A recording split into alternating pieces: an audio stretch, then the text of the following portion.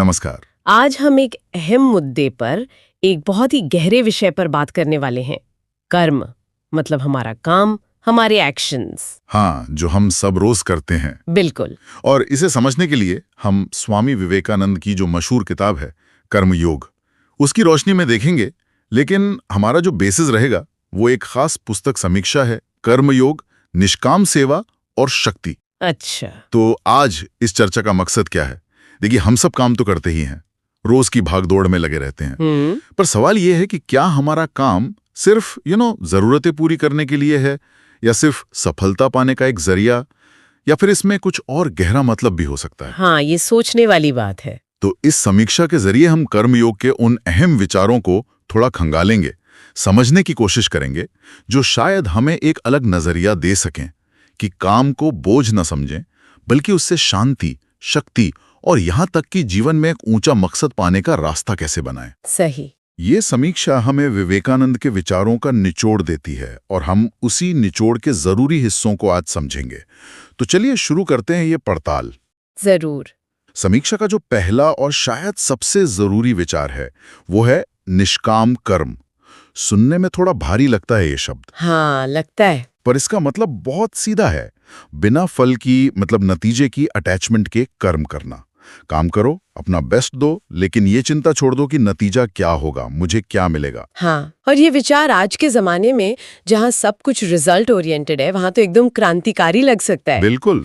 समीक्षा भी यही कहती है कि निष्काम कर्म का मतलब ये नहीं कि आप आलसी हो जाएं या बिना लक्ष्य के काम करें। नहीं, लक्ष्य हो सकता है, प्लानिंग भी हो सकती है, लेकिन हमारा जो मेंटल फोकस है वो कर्म पर होना चाहिए। उसके आगे क्या होगा उस पर नहीं। अच्छा। और जब हम इस एक्सपेक्टेशन के बोझ से हट जाते हैं ना, तो दो कमाल की चीजें होती हैं। एक तो जैसा आपने कहा, मन शांत रहता है क्योंकि फ्यूचर की चिंता हावी नहीं होती। और दूसरा जो कि बहुत ही इंटरेस्टिंग है, अक्सर काम की क्वालिटी वो भी बेहतर हो जाती है क्योंकि हमारा पूरा ध्यान, पूरा कंसंट्रेशन सिर्फ उसी काम पर होता है जो हम कर रहे हैं।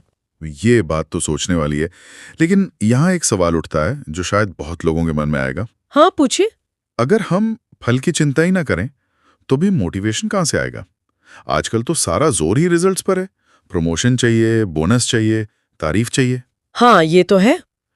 तो क्या समीक्षा इस बारे में कुछ बताती है कि बिना फल की इच्छा के प्रेरणा कैसे बनाए रखें? ये बहुत ही वाजिब सवाल है। समीक्षा विवेकानंद के नजरिए को सामने रखती है। वो कहते हैं कि असली प्रेरणा बाहरी नतीजों से नहीं आती। अच्छा। हाँ, वो आती है कर्म करने के आनंद से, अपनी पूरी क्षमता लगाने के संतोष से, और उस काम को किसी बड़े मकसद से जोड़ने से। जब हम कर्म को अपना कर्तव्य समझकर करते हैं, या जैसे हम आगे बात करेंगे सेवा या पूजा समझकर करते हैं, तो मोटिवेशन का सोर्स अंदरूनी हो जाता है। वो बाहरी रिजल्ट पर डिपेंड नहीं करता। यानी मोटिवेशन का सोर्स बदलना बाहर से अंदर की तरफ। बिल्कुल, एक तरह से यही अंदरूनी प्रेरणा। इसी से जुड़ा हुआ समीक्षा का एक और बहुत दिलचस्प पॉइंट है, कार्य ही पूजा है। हाँ, ये भी बहुत खास है। ये विचार कि कोई भी काम अगर पूरी ईमानदारी से सच्चे मन से किया जाए तो वो भगवान की पूजा या प्रार्थना जैसा बन सकता है। सुनने में तो ये बहुत ऊंची बात लगती है, पर क्या ये प्रैक्टिकल है? यही तो कर्मयोग की खूबसूरती है। समीक्षा बताती है कि यह नजरिया हमारे काम करने के तरीके को बिल्कुल बदल सकता है। कैसे? सोचिए, अगर हम अपने रोज के काम, चाहे वो ऑफिस में कोई स्प्रेडशीट बनाना हो, घर साफ करना हो या किसी साथी की मदद करना हो, उसे सिर्फ एक ड्यूटी या मजबूरी ना समझें, बल्कि उसे एक पवित्र काम, एक पूजा की तरह देखें, तो क्या होगा? उस काम में अपने आप एक डिग्निटी आ जाती है। वो बोझ नहीं लगता, एक मौका बन जाता है। सही है। समीक्षा इशारा करती है कि ये सोच हमें छोटे से छोटे काम में भी मीनिंग ढूंढने में मदद करती है और काम के लिए एक रिस्पेक्ट पैदा करती है। ये सिर्फ धार्मिक पूजा नहीं है, बल्कि कर्म के प्रति एक डिवोशन, एक श्रद्धा का भाव है। यानी काम कैसा है, इससे ज्यादा जरूरी यह है कि करने वाले की भावना कैसी है। बिल्कुल। अगर हम अपने रोज के जो शायद बोरिंग लगने वाले काम हैं, उन्हें भी इस भावना से करने की कोशिश करें, तो शायद उनमें भी एक नया मतलब मिल जाए। ये तो सच में हमारे काम करने के एक्सपीरियंस को बदल सकता है। निश्चित रूप से। और ये सिर्फ पर्सनल एक्सपीरियंस तक ही नहीं रहता। अच्छा। हाँ, जब हम अपने काम को सम्मान देते हैं, उसे पूजा के भाव से करते हैं, तो ज्यादा चांस है कि हम उसे ज्यादा जिम्मेदारी और लगन से करेंगे, हाँ, ये तो है। जिसका अच्छा असर हमारे आसपास के माहौल पर, नतीजों पर भी पड़ सकता है। ये एक छोटा लेकिन गहरा बदलाव ला सकता है। अच्छा, तो अगर हम फल की इच्छा नहीं कर रहे हैं, यानी निष्काम कर्म कर रहे हैं और काम को पूजा समझ रहे हैं, तो फिर सक्सेस और फेलियर को कैसे देखें? यहीं पर समीक्षा अनासक्ति यानी डिटैचमेंट के सिद्धांत पर आती है। अनासक्ति। कहा गया है कि कर्म करना हमारे हाथ में है, पर उसका नतीजा कई बाहरी चीजों पर निर्भर करता है जो हमारे कंट्रोल में नहीं। बिल्कुल। इसलिए जो भी नतीजा आए उसे एक्सेप्ट करना सीखना चाहिए। और यहाँ अनासक्ति का सही मतलब समझना बहुत जरूरी है, जैसा समीक्षा भी साफ करती है।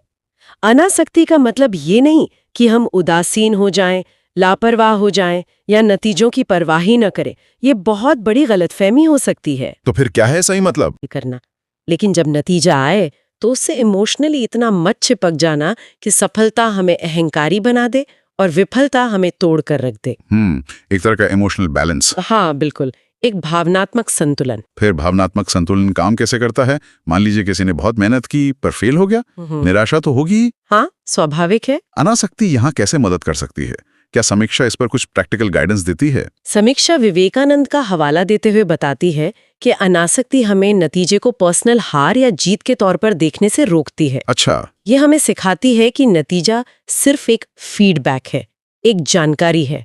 विफलता ये बताती है कि शायद कोशिश में कहीं कमी रह गई, या तरीका सही नहीं था, या शायद हालात ठीक नहीं थे। इसे पर्सनल बेइज्जती या सब कुछ खत्म हो गया ऐसा मानने के बजाय एक सीखने के मौके की तरह देखने में अनासक्ति मदद करती है। और सफलता मिलने पर? उसी तरह सफलता मिलने पर यह हमें याद दिलाती है कि इसमें सिर्फ हमारा ही नहीं बल्कि कई और चीजों का भी हाथ है। इससे अहंकार काबू में रहता है। यह हमें सुख और दुख दोनों में एक जैसा भाव बनाए रखने की प्रैक्टिस कराती है। आसान नहीं है ये एक साधना है, पर कर्मयोग इसे मुमकिन मानता है। ये संतुलन बनाए रखना ही शायद सबसे बड़ी चुनौती है आज के जमाने में। बिल्कुल।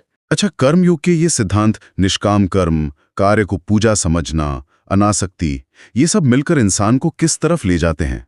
समीक्षा में विवेकानंद का एक बहुत पावरफुल कॉल भी है, डरो मत, कमजोर मत बनो, काम करो। हाँ, ये बहुत जोरदार बात है। ये थोड़ा अजीब नहीं लगता?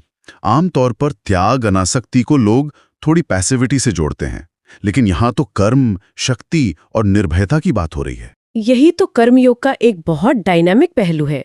समीक्षा बताती है कि विवेकानंद के लिए कर्मयोग पैसिव होने का फलसफा नहीं है, बल्कि ये गहरी एक्टिविटी का रास्ता है। शक्ति और निर्भयता कहाँ से आती है फिर? जब हम पूरी तरह से अपने काम में डूब जाते हैं, प्रेजेंट मोमेंट में फोकस्ड होते हैं, तो फ्यूचर की चिंताएं और पास्ट के पछतावे हमें परेशान नहीं कर पाते। डर अक्सर भविष्य में क्या होगा या फेल ना हो जाऊं इसी सोच से पैदा होता है। कर्म में लगे रहना, एक्शन में रहना, अपने आप में डर को कम करने का एक शक्तिशाली तरीका है। तो क्या इसका मतलब ये है कि बस किसी भी तरह के काम में लगे रहो, बिजी रहो और डर भाग जाएगा? या काम की क्वालिटी या दिशा भी जरूरी है? समीक्षा के मुताबिक काम की दिशा और भावना दोनों बहुत जरूरी हैं। यहाँ काम करो का मतलब सिर्फ बिजी रहना नहीं है। अच्छा। ये सही भावना के साथ, मतलब निष्काम भाव से, पूजा के भाव से अपने कर्तव्य को पूरा करने का आह्वान है। जब हम सही नियत से अपनी पूरी क्षमता लगाकर काम करते हैं तो धीरे धीरे हमारा कॉन्फिडेंस बढ़ता है। हर छोटा बड़ा काम जो हम ठीक से पूरा करते हैं वो हमारी अंदरूनी शक्ति की भावना को मजबूत करता है। हम अपनी काबिलियत पर यकीन करना सीखते हैं। ये बाहर से मिली हुई शक्ति नहीं है? नहीं, ये कर्म के जरिए अंदर से डेवलप हुई मजबूती है। और यही अंदरूनी मजबूती हमें निडर बनाती है, क्योंकि हम जानते हैं कि हम हालात का सामना कर सकते हैं, चाहे नतीजा कुछ भी हो। ये बहुत इंटरेस्टिंग है कि कैसे कर्म का अभ्यास ही हमें अंदर से मजबूत बना सकता है। ये सिर्फ बाहरी सफलता पाने का तरीका नहीं, बल्कि कैरेक्टर बनाने का भी जरिया है। बिल्कुल। कर्मयोग व्यक्ति के अंदरूनी बदलाव पर फोकस करता है। बाहरी सफलता तो इसका एक नतीजा हो सकती है, पर असली मकसद है मन की शुद्धि, बराबरी का भाव और सेल्फ रियलाइजेशन। और ये बदलाव सिर्फ पर्सनल नहीं है। नहीं, बिल्कुल नहीं। हाँ, यही पर समीक्षा का आखिरी जरूरी पॉइंट आता है, सेवा का महत्व। सेवा, बिल्कुल। इसमें कहा गया है कि इंसान का असली धर्म दूसरों की सेवा करना है और समाज के लिए, दूसरों की भलाई के लिए जो बिना स्वार्थ के काम किया जाए, वही सबसे बड़ा योग है। ये कर्म योग को पर्सनल साधना से निकालकर सोशल लेवल पर ले आता है। सही कहा। अगर हम कर्मयोग के सारे सिद्धांतों को एक साथ देखें, निष्काम भाव, पूजा भाव, अनासक्ति, शक्ति, तो इन सब का सबसे सुंदर और प्रैक्टिकल रूप सेवा में दिखता है। समीक्षा इस बात पे जोर देती है कि जब हम दूसरों की मदद करते हैं बिना कुछ वापस पाने की उम्मीद के, तो हम अपने आप ही अपने स्वार्थ या मैं के दायरे से बाहर निकलते हैं। सही। हम दूसरों के दुख दर्द से जुड़ते हैं, सहानुभूति, करुणा, ये सब डेवलप होता है। ये सिर्फ समाज के लिए अच्छा नहीं है, बल्कि ये करने वाले के खुद के आध्यात्मिक विकास के लिए भी बहुत जरूरी है। विवेकानंद तो कहते थे, नर सेवा ही नारायण सेवा है। मनुष्य की सेवा ही ईश्वर की सेवा है। हाँ। ये विचार तो कर्मयोग को बहुत बड़ा बना देता है। ये सिर्फ अपने काम या अपनी शांति तक ही सीमित नहीं रहता, बल्कि हमें अपने आसपास की दुनिया और उसमें हम क्या योगदान दे सकते हैं, इसके बारे में सोचने पर मजबूर करता है। बिल्कुल। तो इसका मतलब ये हुआ कि कोई भी काम अगर वो दूसरों की भलाई के लिए निस्वार्थ भाव से किया जाए, तो वो कर्मयोग का हिस्सा बन सकता है। हाँ, समीक्षा इसी तरफ इशारा करती है। सेवा का मतलब सिर्फ दान देना या कोई बड़ा सोशल वर्क करना ही नहीं है। अच्छा। अपने परिवार के प्रति अपनी जिम्मेदारी निभाना, अपना काम ईमानदारी से करना जिससे समाज को फायदा हो, किसी जरूरतमंद की छोटी सी मदद कर देना, ये सब अगर सही भावना से किया जाए तो सेवा ही है।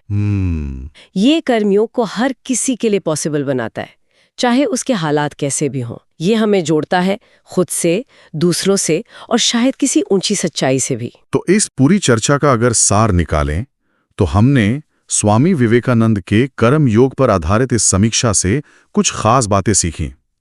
पहला, निष्काम कर्म यानी फल की चिंता किए बिना पूरे मन से अपने काम में लगना। हाँ। दूसरा, कार्य ही पूजा है, अपने हर काम को सम्मान देना, उसे एक पवित्र मौका समझना। बिल्कुल। तीसरा, अनासक्ति, कोशिश पूरी करना पर नतीजों से बहुत ज्यादा इमोशनली ना जुड़कर मेंटल बैलेंस बनाए रखना। सही। चौथा, कर्म के जरिए ही शक्ति और निर्भयता पाना, क्योंकि कर्म हमें प्रेजेंट में रखता है और कॉन्फिडेंस बढ़ाता है। और आखिर में सेवा को सबसे ऊंचा योग मानना, बिना स्वार्थ के दूसरों की भलाई में लगना, जो हमें अपने छोटे मैं से ऊपर उठाकर एक बड़ी चेतना से जोड़ता है। हाँ।